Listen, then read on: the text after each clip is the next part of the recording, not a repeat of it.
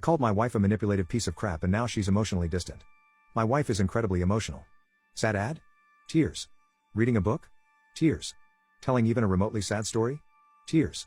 She feels things very deeply and responds sometimes inappropriately with the amount of emotion she reacts with. I've tried to not have a problem with this as I know that's just her nature, but it can be overwhelming sometimes and it embarrasses me in front of my friends when my wife cries.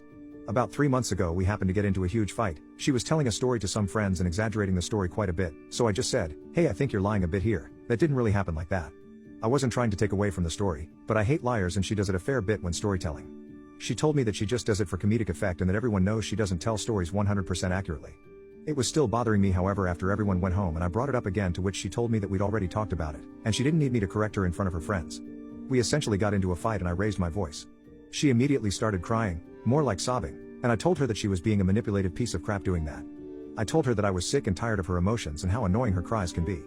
I told her that every time I bring up something to take as a critique she begins crying and it's a manipulative way to get me to stop talking about whatever's bothering me.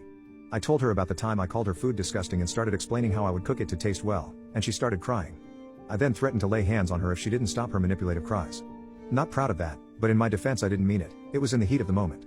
My mom did the same thing to my dad, and I hate when women do that. She asked me through shuttered breathing if I really thought she was manipulative and I said yes.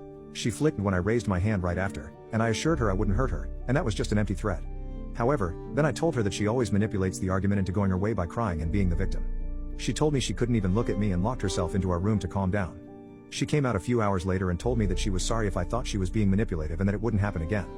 Problem solved, right? Except it's not at all. I didn't notice it immediately, but she started pulling away from me. She won't watch movies with me if there's any sad parts. She doesn't tell me the stories she used to. She won't tell stories to friends when I'm around, and now our friends don't want me to go out when they do because they say she's not fun when I'm there. She stopped reading books in the living room, stopped watching unpredictable TV shows. She won't even talk to her mom on the phone when I'm in the room. I feel like I'm living with a ghost now. It wasn't until yesterday that I even realized I haven't seen her cry since our fight. I brought it up last night and she told me that she didn't want to manipulate me anymore. I told her that her everyday crying wasn't manipulative, and she said, "So it's only manipulative when you're mad at me." And now I don't know what to do.